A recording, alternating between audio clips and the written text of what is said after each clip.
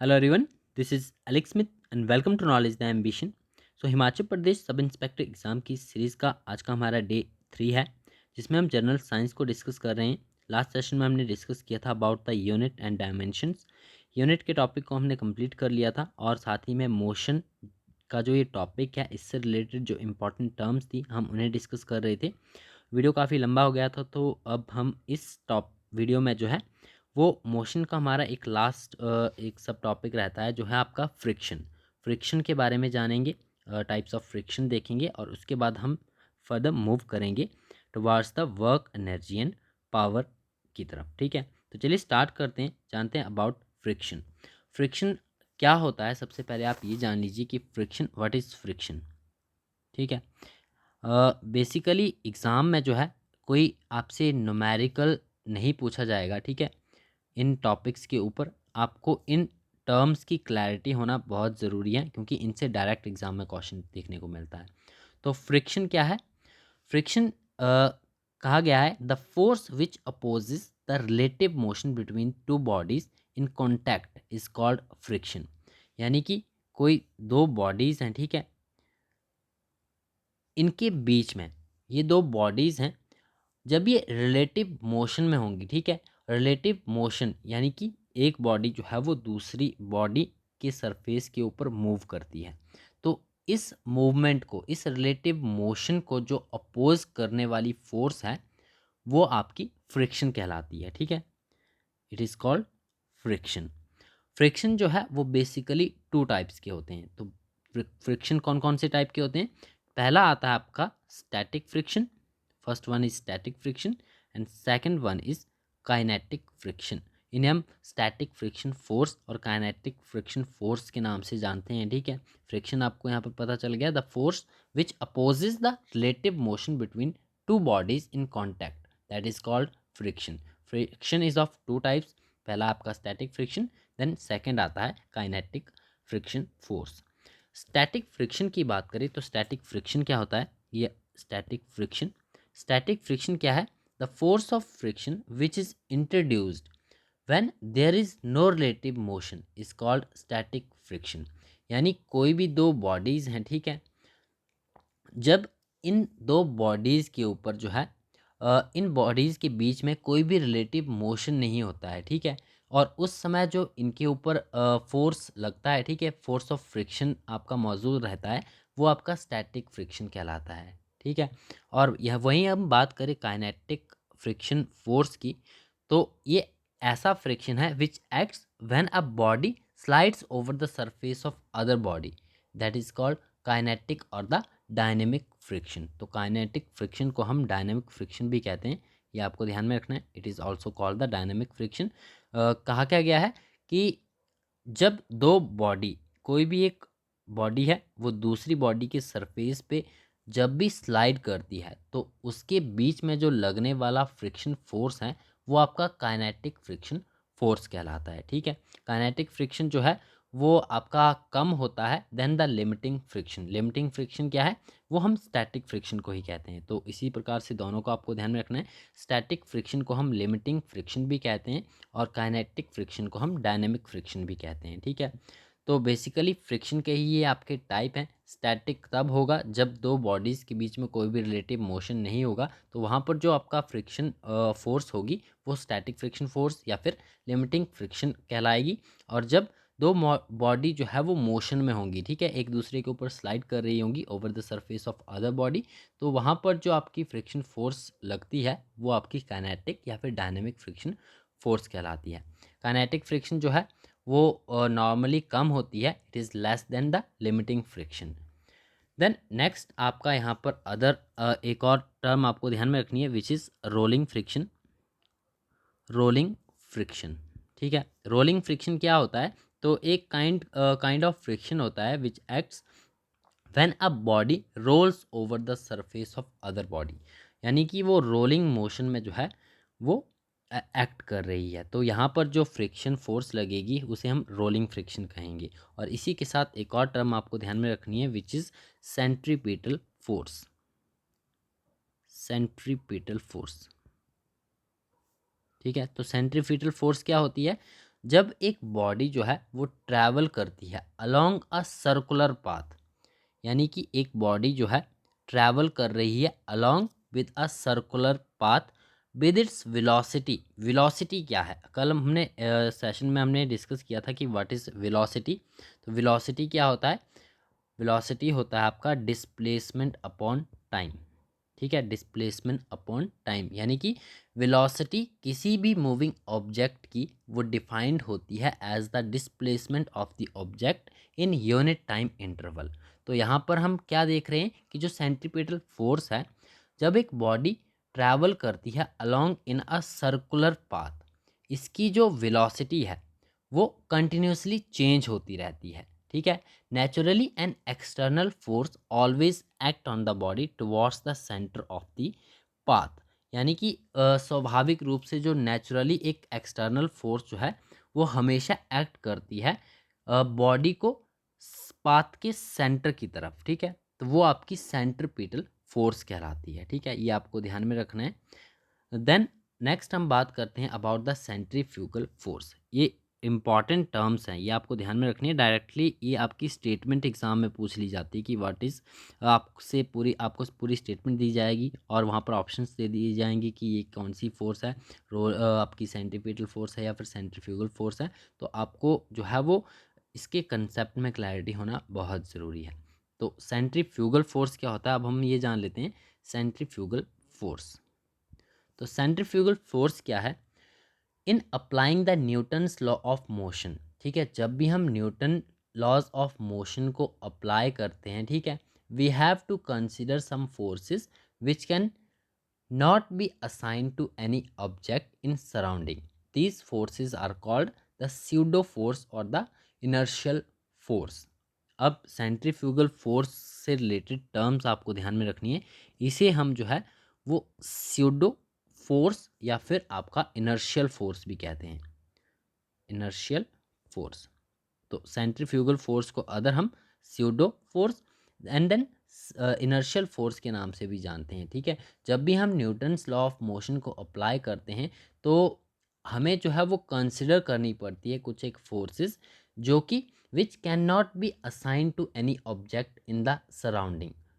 तो उन्हें हम सेंट्रीफ्यूगल फोर्स कहलाते हैं। Centrifugal force it is equal and opposite to the centripetal force. ठीक है, सेंट्रीपिटल फोर्स के बिल्कुल ही आपका इक्वल होती है एंड अपोजिट होती है। ठीक है, देन नेक्स्ट हम बात करते हैं अबाउट द इक्विलिब्रियम। ये भी टर्म आपको ध्यान में रखनी है, इक्विलिब्रियम क्या होता है। ठीक है, इक्विलिब्रियम, तो इक्विलिब्रियम क्या है, if the resultant of all the forces acting on a body is zero then the body is said to be in equilibrium। ठीक है, यानी कि जो भी फोर्स किसी भी बॉडी के ऊपर एक्ट कर रही है, ठीक है, उसका रिजल्ट यदि ज़ीरो आता है, ठीक है, if the resultant of the forces acting on a body is zero then the body is said to be in equilibrium. तो ये आपको टर्म ध्यान में रखनी है, इक्विलिब्रियम क्या होता है। ठीक है, सेंट्रीपिटल फोर्स क्या होती है, rolling friction, kinetic friction, static friction and then centrifugal force. तो ये आपकी इंपॉर्टेंट टर्म्स हैं, आपको ध्यान में रखनी है। नेक्स्ट अब हम मूव करते हैं अपने नेक्स्ट टॉपिक की तरफ which is the work, energy and power. ये इंपॉर्टेंट टॉपिक है, आपको ध्यान में रखना है। इसकी भी आपके जो कंसेप्ट हैं, मोस्ट इम्पॉर्टेंटली यहाँ पर जो है कुछ एक इक्विपमेंट्स के बारे में पूछा जाता है। इक्विपमेंट्स आपको दे दिए जाते हैं और उनके थ्रू जो एनर्जी ट्रांसफॉर्म होती है वो पूछ लिया जाता है। जैसे कि आपसे पूछ लिया जाएगा कि जो बैटरी होती है उसमें किस तरह से एनर्जी में चेंज आता है। तो जो हमारी बैटरी होती है वो केमिकल एनर्जी को इलेक्ट्रिक एनर्जी में चेंज करती है। तो इस प्रकार से जो है वो इक्विपमेंट्स और उनके एनर्जी ट्रांसफॉर्मेशन के ऊपर क्वेश्चन पूछ लिए जाते हैं। तो बात करते हैं वर्क, एनर्जी एंड पावर की। सब फर्स्ट थिंग हम बात करेंगे अबाउट द वर्क। वर्क होता क्या है, ठीक है, वर्क क्या है, if a body gets displaced when a force act on it the work is said to be done।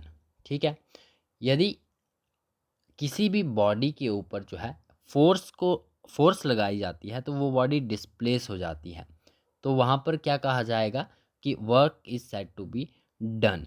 Work जो है वो हमेशा मेज़र किया जाता है by the product of force and displacement of body along the direction of force. यानी कि एक बॉडी जो है किसी फोर्स को अप्लाई करने पर डिस्प्लेस हो जाएगी, तो वहाँ पर जो वर्क मेज़र किया जाएगा, किस प्रकार से मेज़र किया जाएगा? Bye the product of force, product of force, और जो बॉडी डिस्प्लेस हुई होगी, ठीक है, अलोंग विद द डायरेक्शन। तो ये इन सभी से आपका वर्क जो है वो मेज़र किया जाता है, ठीक है। देन बात करते हैं अबाउट द एनर्जी। नहीं, वर्क जो है, वर्क का आपको एक और ध्यान में रखना है कि वर्क क्या है, एक स्केलर क्वांटिटी है, ठीक है। हमने पिछले लेक्चर में क्वांटिटीज़ के बारे में बात की थी कि स्केलर क्वांटिटीज़ क्या होती हैं, वेक्टर क्वांटिटीज़ क्या होती हैं, और एसआई यूनिट तो इम्पॉर्टेंट है, तो आपको ध्यान में ही रखना है। तो वर्क क्या है, एक स्केलर क्वांटिटी है, स्केलर क्वांटिटी है, और वर्क का एसआई यूनिट आपको ध्यान में रखना है, वर्क का एसआई यूनिट होता है जूल, ठीक है। देन नेक्स्ट है आपका एनर्जी। तो एनर्जी क्या है? Energy is nothing but a capacity of doing work by a body is called it's energy. क्या है? Capacity of doing work by a body is called it's energy, ठीक है। Energy आपको ध्यान में रखना है, एक स्केलर क्वांटिटी है, energy is a scalar quantity, और एनर्जी का जो एसआई यूनिट होता है वो भी जूल होता है, ठीक है, ये आपको ध्यान में रखना है। तो वर्क और एनर्जी का एसआई यूनिट सेम है, विच इज़ जूल, दोनों स्केलर क्वांटिटीज़ हैं, ठीक है। और एनर्जी को फर्दर हम डिवाइड करते हैं किस में? एनर्जी का एक फॉर्म मोस्ट इम्पॉर्टेंट होता है विच इज़ आपका मैकेनिकल एनर्जी। इसके अलावा अदर भी हैं, उन्हें हम आगे सेशन में पढ़ेंगे। फर्स्ट हम बात करते हैं अबाउट द मैकेनिकल एनर्जी, ठीक है। अब मैकेनिकल एनर्जी क्या होता है कि energy developed in a body due to work done on it is called mechanical energy, ठीक है। अब एनर्जी जो भी डेवलप होगी किसी भी बॉडी के अंदर due to work done on it, that is called a mechanical energy. और मैकेनिकल एनर्जी को फर्दर हम डिवाइड करते हैं दो पार्ट्स में, विच इज़ फर्स्ट आती है आपकी पोटेंशियल एनर्जी। ये इंपॉर्टेंट टर्म्स हैं, आपको ध्यान में रखनी है। मैकेनिकल एनर्जी आपको पता होना चाहिए कि क्या होती है, ठीक है। इसकी डेफिनेशन आपको ध्यान में होनी चाहिए कि जो भी एनर्जी डेवलप होगी किसी भी बॉडी में due to work done on it, that is called a mechanical energy. और मैकेनिकल एनर्जी को फर्दर हम डिवाइड करते हैं टू टाइप्स में, which is first one is potential energy and second one is kinetic energy, ठीक है। जिस प्रकार से हमने स्टैटिक और काइनेटिक फ्रिक्शन को पढ़ा, उसी प्रकार से मैकेनिकल एनर्जी को भी हम फर्दर दो पार्ट्स में डिवाइड करते हैं। अब यहाँ पर फर्स्ट आपकी आती है पोटेंशियल एनर्जी। तो पोटेंशियल एनर्जी क्या होती है? The capacity of doing work developed in body due to its position और the configuration is called its potential energy. और काइनेटिक एनर्जी की बात करें, काइनेटिक एनर्जी, तो energy possessed by a body due to its motion is called kinetic energy of the body, ठीक है। तो ये दोनों आपको ध्यान में रखनी है। देन हम कुछ एक इम्पॉर्टेंट इक्विपमेंट्स के बारे में बात कर लेते हैं, और एनर्जी ट्रांसफॉर्मेशन, उनके द्वारा जो है किस प्रकार से एनर्जी को ट्रांसफॉर्म किया जाता है, उन इक्विपमेंट्स के बारे में जान लेते हैं, जो कि मोस्ट इम्पॉर्टेंट है आपके एग्ज़ाम में। यहाँ से एक नंबर जो है वो डेफिनेटली बनता ही है। ये कुछ एक इम्पॉर्टेंट इक्विपमेंट्स हैं जिनसे आपसे क्वेश्चन पूछा जा सकता है। जैसे कि हमारे पास फर्स्ट आता है डायनेमो। डायनेमो क्या है? एक इक्विपमेंट है, ठीक है, जिसके थ्रू क्या होता है, एनर्जी का ट्रांसफॉर्मेशन किस प्रकार से होता है। तो डायनेमो क्या करता है कि मैकेनिकल एनर्जी को इलेक्ट्रिक एनर्जी में ट्रांसफॉर्म कर देता है। ये इसी प्रकार से आपको ध्यान में रखने, डायनेमो का क्या काम है? मैकेनिकल एनर्जी को इलेक्ट्रिक एनर्जी में कन्वर्ट करना। इसी प्रकार से कैंडल, कैंडल का तो कई बार प्रीवियस एग्ज़ाम्स में पूछा गया है, डिफरेंट एग्ज़ाम्स में जो है वो पूछा गया है कि जो कैंडल है वो एनर्जी का ट्रांसफॉर्मेशन किस प्रकार से करती है, किस तरह से इसमें एनर्जी ट्रांसफॉर्मेशन होता है। तो इसमें जो है केमिकल एनर्जी को कन्वर्ट किया जाता है into light and heat energy, ठीक है। इससे लाइट भी मिलती है और हीट भी मिलती है। तो कैंडल का कैंडल जो इक्विपमेंट हम इक्विपमेंट की तरह यूज़ करते हैं, इसमें एनर्जी ट्रांसफॉर्मेशन किस प्रकार से होता है? तो chemical to light and heat energy में। उसी प्रकार से माइक्रोफोन, तो माइक्रोफोन को भी कई बार एग्जाम में पूछा जा चुका है। तो माइक्रोफोन जो है क्या करता है, साउंड एनर्जी को कन्वर्ट करता है इलेक्ट्रिक एनर्जी में, ठीक है।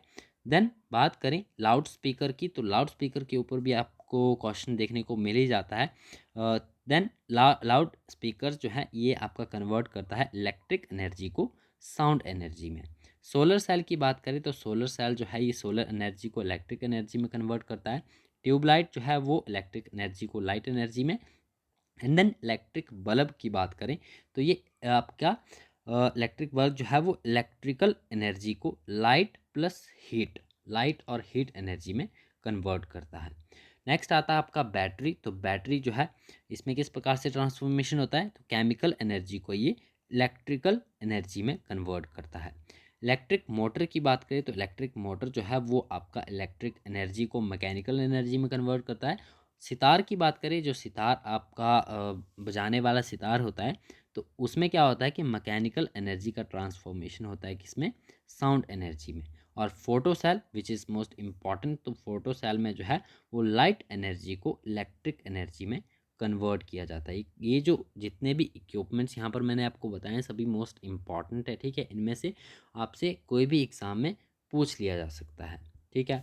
तो ये हमारा वर्क एनर्जी पावर से इतना जो है आई थिंक इनफ होगा, इससे ज़्यादा डीप में जाने की ज़रूरत नहीं है। इसके अलावा भी अगर आप पढ़ना चाहते हो तो आपको जर्नल साइंस की किसी भी बुक में जो है वो वर्क एनर्जी पावर का टॉपिक मिल जाएगा। आप एक बार जो है वो रीड गो थ्रू कर सकते हो। बेसिकली इससे ज़्यादा जो है वो नहीं पूछा जाएगा। वर्क वर्क का एसआई यूनिट पूछा जा सकता है, ठीक है। वर्क की डेफिनेशन, एनर्जी का एसआई यूनिट, या फिर किस प्रकार की ये क्वांटिटी है, तो ये आपको ध्यान में ही रखना है। नेक्स्ट हमारा यहाँ पर आता है पावर। पावर की हम बात कर लेते हैं कि पावर क्या होता है। तो पावर क्या है, rate of doing work is called nothing but power, ठीक है। Rate of doing work is called power, ठीक है। पावर जो है किस प्रकार की एक एनर्जी है, तो पावर जो है, सॉरी एनर्जी नहीं, जो पावर है इसका एसआई यूनिट आपको ध्यान में रखना है। पावर क्या है, rate of doing work, that is called power. और जो पावर का एसआई यूनिट है वो आपको ध्यान में रखना है, विच इज़ वॉट। तो पावर का एसआई यूनिट क्या है, वॉट है, ठीक है। और वॉट आपको ये भी ध्यान में रखना है किसके इक्वल होता है, ये इक्वल होता है आपका जूल पर सेकंड, ठीक है। जूल पर सेकंड के इक्वल होता है what, which is the SI unit of power. तो ये हमारा वर्क एनर्जी पावर का भी टॉपिक यहाँ पर ख़त्म होता है। इसके बाद हम ग्रेविटेशन का टॉपिक नेक्स्ट वीडियो में पढ़ेंगे। आई होप आपको वीडियो लेक्चर्स पसंद आ रहे हैं, ठीक है। वीडियो अगर आपको पसंद आता है, कोई आपका सजेशन है, जो भी आपके सजेशंस हैं इन वीडियो लेक्चर्स के रिगार्डिंग, तो आप मुझे कमेंट बॉक्स में बता सकते हो। इसके अलावा जाते जाते आप मुझे बताइए कि जो स्केलर क्वांटिटी है और वेक्टर क्वांटिटीज़ हैं, ठीक है, वो क्या होती हैं, स्केलर क्वांटिटी क्या होती है और वेक्टर क्वांटिटी क्या होती है, कमेंट बॉक्स में ज़रूर लिखिएगा। मिलते हैं नेक्स्ट वीडियो में। Thanks for watching.